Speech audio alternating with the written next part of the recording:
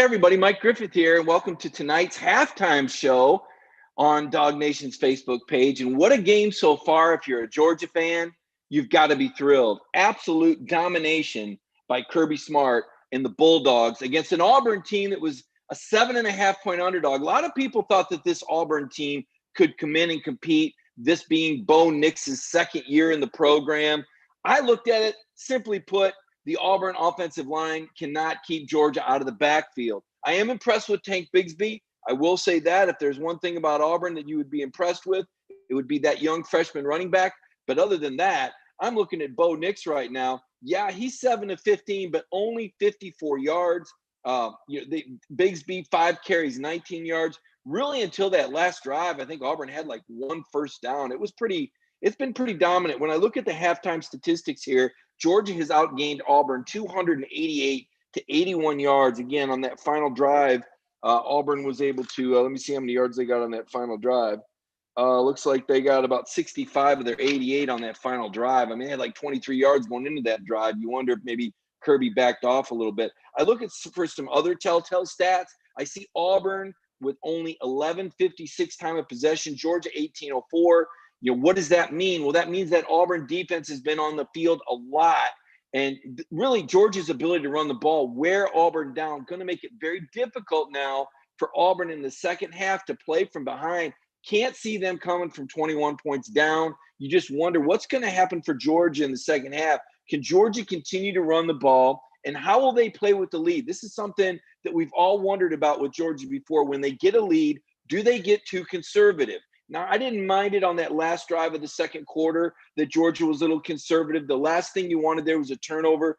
Stetson Bennett, he's played well, 12 of 22, 158 yards, 1 touchdown. More importantly, he's 5 of 7 on third downs, really effective. I think that has a lot to do with Todd Monken because Stetson Bennett has had a couple of throws, let's be honest, that he's gotten away with. There was a couple throws that could have been picked off. There was a couple of throws where the receivers disappointed me as well, particularly that Matt Landers. Why did he give up on that route? I wonder, maybe did he lose it in the lights? Because Stetson doesn't have a big arm. You saw how much arc that had on it. If that's JT Daniels, that's a laser. And that's something Georgia fans should be very excited about. You're doing this with a backup quarterback. And this is a lot of system football that we're seeing. If you watch air raid principles, you see that they like to spray the ball around. So far, Georgia's had, let me look here, 1, 2, 3, 4, 5, 6 different receivers targeted so far. 5 guys. Kearis Jackson has been beautiful. 7 catches, 104 yards. He had that 49-yard catch as well. Had to slow down a little bit for it again. But you're seeing Georgia spread the field out, and that's helping to open up these running lanes for Zamir White. Tip of the cap to James Cook. We're very critical of James for the way he played at Arkansas. He has run very physical and hard, 5 carries, 41 yards. He did leave the game with an apparent arm injury. Don't know if you saw that. He was trying to stiff arm a tackler, and it looked like somebody put an Australian football tackle on him and kind of rolled that arm. Also, Richard LeCount ejected. Good news, bad news here. The bad news is I thought it was a bad call. As I understand it, it can still be targeting, even if it's not helmet to helmet. I just don't know what Richard is supposed to do right there. He lowered the shoulder. He tried to break up the throw. I'm not sure if they want a 2-hand touch and you're down because that's just not how SEC football has been played. That's one Kirby Smart's going to send to Birmingham and want to get an interpretation on and probably tell Richard, you do the same thing in the next situation that's like that. He did not lead with his helmet. He put a good football hit on that receiver. Was he defenseless? I don't know. That's on the quarterback. It's not Richard's fault that he threw it to a guy whose back was turned to the defense. That's one you wish you had back. The good news is because it was the first half, he won't be ejected in the first half of the next game. That's my understanding of the interpretation right now. Chris Smith has come in to replace Richard LeCount. We'll see how he performs. You know that they like to substitute on defense a lot anyway.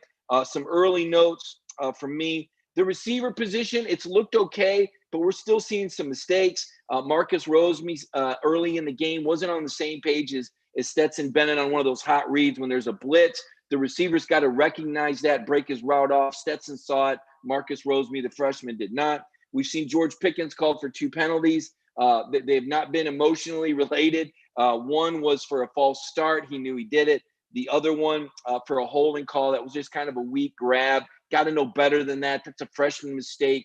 We saw Jermaine Johnson make that, or excuse me, we saw another freshman make that same mistake last week. You can't make that penalty if you're George Pickens. And again, Matt Lander's given up on the route. Adam Anderson's missed out on a couple sacks, but it served the purpose. You got the quarterback off platform. His feet were, you had to get Bo Nix out of the pocket. You chased him out of there. Ideally, Adam makes that play. Twice he's had these open shots on Bo Nix, and he's missed. A couple special teams penalties early. Quay Walker and Channing Tindall. Got to get that cleaned up. These little penalties. It is only game 2. There was no spring, but there's a lot to be excited about if you're a Georgia football fan. Zamir White looks as good as he has ever looked. 17 carries, 76 yards for Zamir, 4.5 yards per carry. If there's been a surprise, it's been how well Georgia's been able to run the ball. 24 carries, 130 yards. They're averaging 5.4 yards per carry. Quite a contrast to last week when they only averaged 2.9 against Arkansas. You look at through the air, they've got 12 receptions for 158 yards. Very good balance, 22 passes, 24 runs. And yet when you think about what Georgia's doing, what goes through your mind is that tempo, their ability to spread the field out, create some space. Let's see if Darnell Washington, the big tight end, can make a catch. And how about that goal line formation? How about having big Jordan Davis line up as an extra tight end and freshman Jalen Carter? What a beast. 305 is your lead fullback. Love, love, love the goal line package for the Georgia Bulldogs. This team has an edge. Todd Monken is making a difference. He's going up against Kevin Steele, and he is out-scheming him. Conversely, Gus Malzahn may want to take the play calling back because Auburn's offense can't get anything going. The pursuit, a lot of hats on the ball, great coverage, great first half from Tyson Campbell, really taking care of Seth Williams. That's been impressive. Schwartz, the fastest man in the world, or whatever they call him, Flash. He hasn't done much for Auburn at all. Wanted to come with you tonight with his halftime report. Remember, after the game, Brandon Adams will have a post-game show right here on this Dog Nation channel, and he'll have the all-time leading Georgia receiver Terrence Edwards will join him, and they will break down this Georgia football game. There's going to be a lot to celebrate. I'll tell you what. How about the pattern? It's at Sanford Stadium right now. I've seen so many people on social media complaining, saying there has to be 40 or 50% there. No, Josh Brooks told us, if you watched our show Monday night, our On the Beach show, Josh Brooks told us that he had a pattern that was going to look more like 40 or 50%, and a lot of people didn't buy it. But now you can look on there and see that Josh Brooks was exactly telling the truth and how well that pattern looks. The fans are having a great time.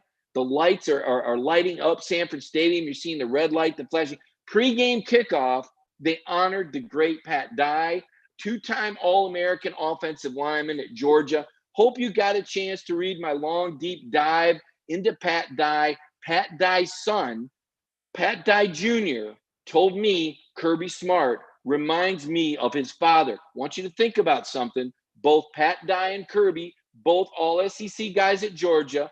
Pat Dye coached 9 years under Paul Bear Bryant at Alabama. Kirby Smart, 9 years under Nick Saban, right? Twilight Zone music here. But Kirby's off to a great start in his career. The Pat Dye story, very interesting. He talks about Auburn being in the East. Takes a little bit of a shot at Tennessee because that's what Pat Dye did. And I had this interview on my tape recorder. I saved it. Really pleased with that piece. So some fun stuff if you want to look back. Some really fun stuff if you want to look forward. I'll tell you what. You get on Twitter right now. Those Tennessee fans are waiting on you. The Vols have won 8 in a row. They plowed through Missouri. They're talking big in Knoxville. Right? They're already looking forward to playing Georgia. I say be careful what you wish for because these Bulldogs right now, they're playing great. Folks, stick around for the second half. Don't forget post-game show with Brandon Adams. Hey, I've got a live blog going. If you want to check in, go to Dog Nation, our Dog Nation page. Check that out. So, again, Brandon Adams, Terrence Edwards, after the game right here on Dog Nation. Enjoy the second half, everybody.